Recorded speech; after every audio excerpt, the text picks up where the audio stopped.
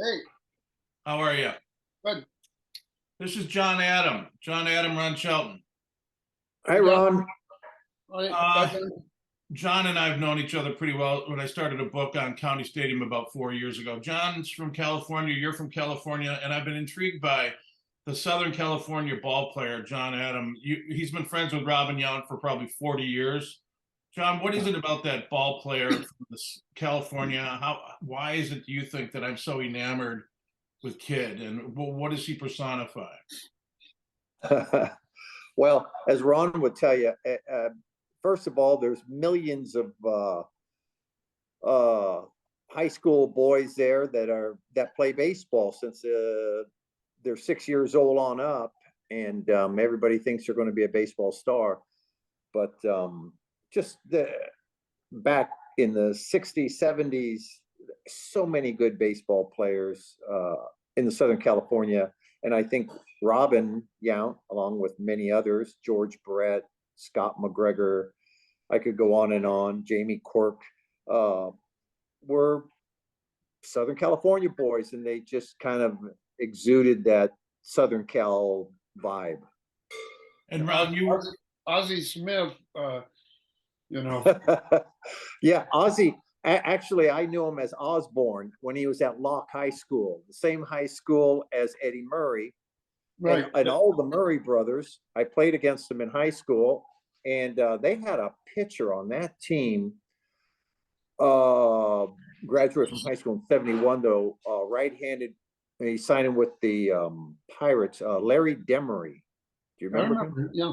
He threw hard. Really, kind of a flash in the pan, but yeah, there's just so many good. Lonnie Smith went to Centennial High School. Yeah. On and Well, on. the numbers, it's a numbers game, Jim. I mean, you've got the weather. LA County is often said would be the 10th biggest state in the country. And that doesn't count the adjacent counties, Orange County, Riverside County, San Diego County, Ventura County. So just one county would be the 10th biggest state. And, you know, as I know, my kid's a freshman in college. He was a ball league catcher last year in high school. The numbers, the 750 high schools in Southern California. So, you know, most states don't have 200 high schools. So it's the numbers, and not long ago, Milwaukee had, you know, when it had Braun and Yelich and Yelich. Mustakas, they all were from the Valley. They all were from right around the high schools around Robin Yount, around Taft. Yeah. Right? They all played Yeah. within a mile of each other. Yeah. All the good baseball, you know, what was mostly the Valley boys, you know. Everyone worked out at Valley College on the weekend, and that's just a good old Ray Poit event, scouting everybody, and Al Kupsky and people like that. And Al signed me, and I had my workout at Pierce JC. oh yeah, Al signed me twice. How about that? And here's your bit of trivia. And Dennis says it all the time. Dennis Gilbert, I'm sure you know Go-Go. I played against him. Yeah, Go-Go always says, first player I ever signed was me, John Adam. And then he follows it with, and I almost lost my job because of that. But other than that, yeah, no, that's it was just a ton of good baseball players back then, and I'm sure there's a ton now. I mean, Yep, I'm just fascinated by. Go ahead, No, Jim. I'm sorry. Go ahead. I mean, just going through the high school wars and the club travel team with my son. You know, there was a last year because they were in the league with this high school, CR Canyon. CR Canyon's number one pitcher, 6'4", 240. There was 32 scouts at our high school when they played against him. This guy, and they all had guns on him. And he was sitting on 95. Mostly it was 95, and he kept hitting 97. He had 2 breaking balls, and he didn't like where he was drafted this year, so he's gone to LSU to improve his draft. And the number 2 starter there, full ride to Duke, and the number 3 starter, full ride to University of California, San Diego. So that's 3 starters in one high school going D1 or professional. And so I think it's just it's the environment here. I mean, it's just built for baseball. Yeah, and the weather. Yeah, the weather. Johnny was head trainer for the Brewers for 20 years, and then he went on to the PGA. Johnny and Ron, with arms, the pictures you guys used to see compared to the quality starts, as a non-baseball player, as me, I'm just always blown away about how we have any reverence for quality starts. And I get it, it's about the money, but can you guys talk a little bit about the pitchers? And I don't know if you know, Johnny, Ron spent 5 years in the Orioles system, AAA. So you guys, can you talk about some of the pitchers you faced, Ron, and then John, chime in when you know them? Well, Ron, before you start, let me interject. Congratulations on surviving 5 years in Rochester, if that's where you were. The last year and a half in Rochester, I had to move my way up. Yeah, but go ahead. The pitchers. Well, two or three things. Nobody radar guns were not common, and nobody really cared. And guys who threw hard didn't throw hard every pitch. I mean, they set you up. They, I think the hardest thrower I ever faced was Jim Bibby, who, remember him? He was about 6'5", 240. Huge with the Pirates. Yeah, sure. 20 games, 4 years. A big, strong guy. But even Bibby, they didn't throw 95, 97 every pitch. They had breaking balls. They set, and now it's guys just come in and fire. And I also think it's why there's so many sore arms. Yeah. The other thing that you'll remember, John, is those power pitchers, starters, were always like trying to get out of the first couple innings. And if they could get through the first couple innings, they had you. And you tried to get to them early. But sometimes you didn't see their best fastball till the fourth inning. You know what I mean? Yeah. Now you see first pitch, and then they go in for surgery, and Tommy John, they move their muscles around and they keep going. So I think it was more of a finesse game. Certainly there weren't that many guys throwing that speed when I played, no question about it. Mm. But there were guys that, what's the key to pitching? It was explained to me in an airport bar by a career AAA guy once. He made it so simple. The success to pitching is how many pitches can you throw for a strike when you're behind on the count? What an elegant way to look at pitching. And I do think there was a lot of guys that could throw a lot of pitches, but for strikes behind the count, but they couldn't throw 97 all that often. Was Greg Maddux, would he be an example of someone like that? Absolutely. He would be the king of that. No, yeah. Definitely. And he never threw the ball anywhere but the edges. Yeah. I remember, Johnny, in your dealing with injuries, early in 82 versus 2002, was there a drastic bit of difference with all ball players? Or did things change? Yeah. I mean, what Ron said is true. I mean, yes, everyone's bigger, stronger, throws harder, and the game is. I mean, you get drafted now based on what the radar gun shows. And no, guys, now everyone throws in the mid-90s who gets drafted. And that's just how it is. Whereas in the 70s and 80s, no. Yeah, you wonder if Whitey Ford or Mike Cuellar would have ever signed. No, they'd have never. But it's just a whole different game now. So it's apples and oranges. It has moved on.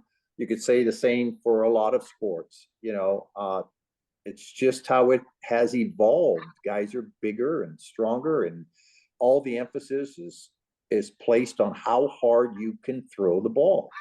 And that's it. And you know what?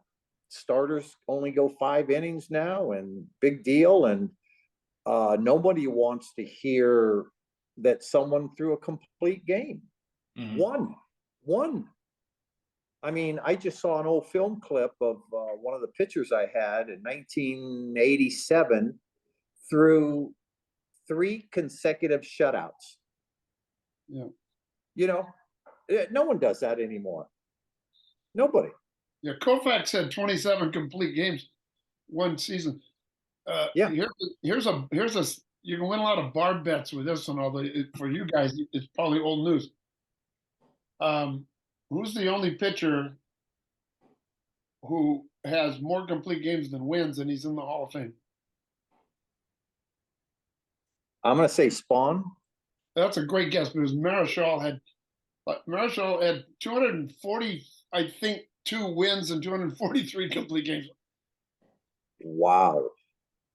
Hey, Ron, Wow. did you see the documentary on Nolan Ryan recently? Yeah.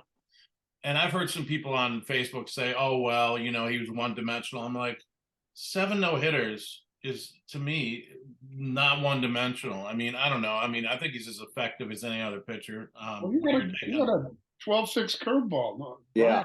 When it was on, right? When it was on. Yeah.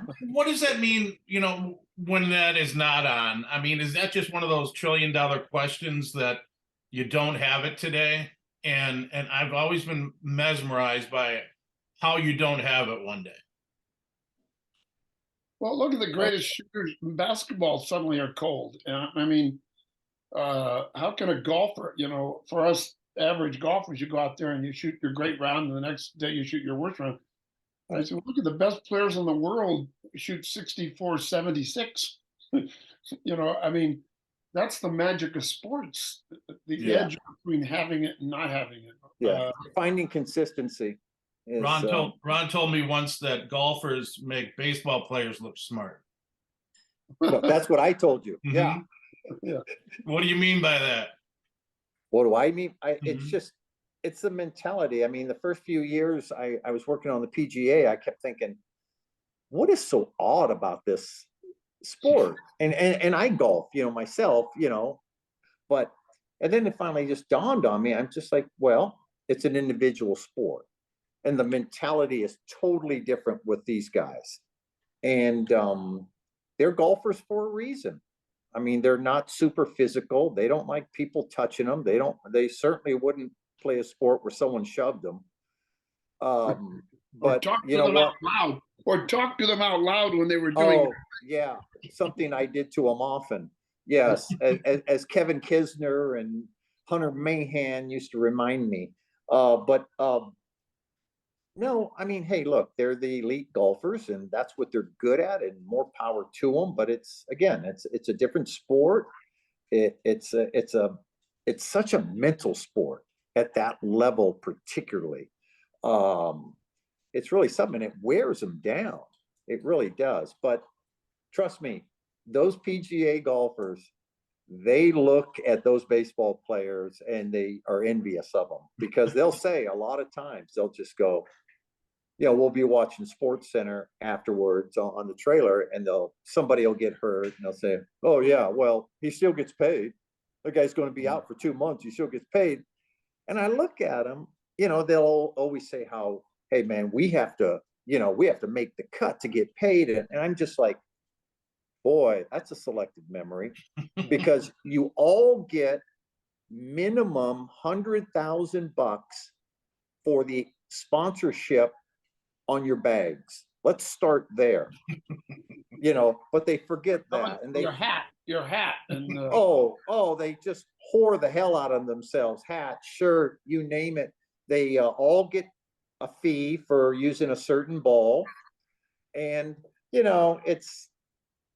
they see what they want to see. Mm-hmm. I also remind them that the baseball players, they play every day. Mm-hmm. I always used to say the best kept secret in Major League Baseball is you get 1 day off for every 20 games played. Mm-hmm. I think what John's saying, and I know a lot of the golfers too, because of Tin Cup, I'm a close friend with McCord, and the golfers are very narrow-minded, Jim, and it's how to repeat yourself, and they all become head cases. They really are head cases. Yeah. And guys like McCord, who are very creative dudes, it doesn't fit them. He made it 17 years on tour without winning. To me, that was a sign of how good he was, to be honest. Mm-hmm. He won a bunch of times on the senior tour, but he's a creative guy. And he used to talk about playing in tournaments with Trevino. And Trevino would be in the middle of the fairway, And he'd say, "Hey, Gary, watch this." Instead of, he would, to keep himself engaged, Trevino, he'd hit a cut shot in to a green he didn't have to, or hook one in. He'd be working on stuff in the middle of the round until it got to be a major. Then he'd win the major. So Yes. that was how Trevino kept a creative mind going. McCord just is all over the map, which is why I love Gary. Yeah. Baseball players, they drink, they party, they chase, all of that. But what nobody knows, what John said, and the minors is even worse. You play every day, you're exhausted. That's why we flooded the field. I said that in my book. Not because we were clowns. We wanted a day off. Absolutely. And as a middle infielder, I mean, by the end of the season, you're beat. And then, in my case, they selected me to go to winter ball in the instructional league, which was an honor. That meant you're one of their 25 prospects. You wanted 3 months off. No, we're going to go play another 60 games. Hey, I know. Yeah, I played instructional ball 1 year with the Orioles. Yeah, with Ripken Sr. as my manager. Yeah, he was my manager too, and Cal Jr. was my bat boy. Yeah, exactly. I didn't know that. Clearwater, right? Was it Clearwater? Yeah, you're right. At the Phillies. Right. Yeah. And I asked Cal about that later, Junior about that later. He just shake his head. He goes, "Oh yeah." I also reminded Junior too. I said, "Your dad in the dugout, as you know, during games, smoking. Yeah. He'd always have that, unfiltered Camel cupped in his hand." I said, "Your dad hit a cigarette like someone hitting a joint." Yeah. That's how hard he'd hit that thing. Yeah. And he was a little guy. I liked his dad as a manager a lot. I really did. Yeah. I played from winter ball, then my first half a year in Rochester, and then my second full year in Rochester was Altobelli. But I thought Cal was underrated, I think, as a manager. Just the last one, because I know Ron's got to go. Ron, Okay. Can you tell him your Augusta story, which I've always found pretty humorous? Well, I had lunch with Rick Riley yesterday, and we were telling golf stories, and he almost burst into tears when I told him this one. That we went to, after we shot Tin Cup, well, before we shot Tin Cup, CBS, Frank Chirkanian and the golf team embraced me and our production, let me travel to several events with them. So I was in Akron and LeBlanc, Detroit, LeBlanc, and all these places, just so I could see the operation behind the scenes. Sure. Be in the trailer, which is amazing, 80 monitors, and how and those guys are making us narrative out of nothing. And I'd go out and have dinner with some of the guys and all of that, and just see what it was like. And so we embraced them. We had a great time shooting the movie. And now it was 2 months before the movie comes out. And Chirkanian, who was the dean who invented TV golf for all, really, he said, "Hey, how'd you like to come to the Masters? And then, you'll have a CBS badge, and Monday you get to play the course with select media and things." So I went back there, hung out with those guys, and by that time I was friends with all of them, and it turned out to be the Norman meltdown. So on Saturday night, all the Chirkanian and his team, McCord and all those, Nance and Costas, they go out to dinner, and Costas, Chirkanian criticizes "That's a stupid thing you said, Nance, and God damn it, McCord, shut up when I've got," Frank, he was known as the Ayatollah, belovedly. And so Frank, it turned out that they always have a Calcutta, which means they bet on the players and they buy into them every tournament, right? And Chirkanian had like $5,000 on Norman, who was his friend. And after the broadcast, Norman had said, Costas, everybody said, Norman was up 6 after Saturday. And Costas said at the end of the day, "Well, I don't think it's over, because Norman's missing it left and he's missing it right. And if you're missing it one way, these guys are so good they can go make an adjustment on the range. But if you're missing it both ways, as you know, John, you got problems." That got into Norman's head, and Norman's calling Costas saying, "How dare you say that? How dare?" I'm just describing what I saw, right? Yeah. The next day it played out. Norman still blames Costas, you know. Of course he does. Of course I'm he up does. all night. Sunday night, I'm up all night. So I've seen this legendary Masters. I meet Chicane at 6 o'clock at the restaurant there at the Augusta. And he says, look, I can't play with you. I got to go to the next venue. There's some problems. You go out there, the range, there's 60 guys. They'll call you up to the tee. So I go out there. I'm warming up. I mean, I spent all summer working on my game, getting ready for this. I was down to a 4 handicap from the back tees at Riviera. It was the best I've ever played. Certainly, I can't touch that these days. So I could go out and not embarrass myself. And it gets to 60, 56, 52. It gets the fewer and fewer guys practicing on the green. And by the time you get down to about 12 guys, everybody kind of knows each other. Oh, that's the beer guy from Cincinnati, and that's the banker from Connecticut. And I'm the movie guy. I'm the Hollywood guy. So it comes down to we're the last 4. So they wave us up. We go up to the tee, and they go, Hollywood, why don't you tee up first? Have the honor. So I put the peg in the ground, the ball. I'm back there waggling. You just want to like not embarrass yourself. Right? Sure. Again. And this guy, the corner guy, walks out from the butler cabin or whatever the hell it is. And Yeah. he walks up and he whispers in the starter's ear. Now I go up there. I'm ready. The starter says, gentlemen, no more play today. We're calling it game. The course is now closed. It's the balls. Riley said, why didn't you hit it? I said, well, because I was actually behind it, lining it up. I would have hit the damn thing. And to this day, I don't know what happened. Chicanian, Nance, everybody called me the next day. We're so embarrassed. It's just how they are. They're very capricious. Crazy stuff happens. We'll get you back next Oh, year. that's true. That's true. Yeah. I said, yeah, but I was the last group. I was there for 4 hours. Anyway, that's my Augusta story. That's as close as I've ever gotten to playing Augusta. Wow. That's the ultimate tease right there. That is the worst. That is the biggest lap dance in the history of. Yeah. Yeah. I had another analogy, but I can't say it. Yeah. But yeah, I think everyone who has ever been to Augusta, which obviously I worked that event many, many times, but everyone's got great stories from it, and it is a magical place. I mean, for adults, that's the adult Disneyland right there. Every blade of grass is the greenest of green. There's nothing out of place. For such a fabulous golf course, you will never see one bird on that golf course, nor will you ever see a squirrel or a chipmunk. Really? Ron, if you could have been on the tour or on the bigs, which would you have chosen?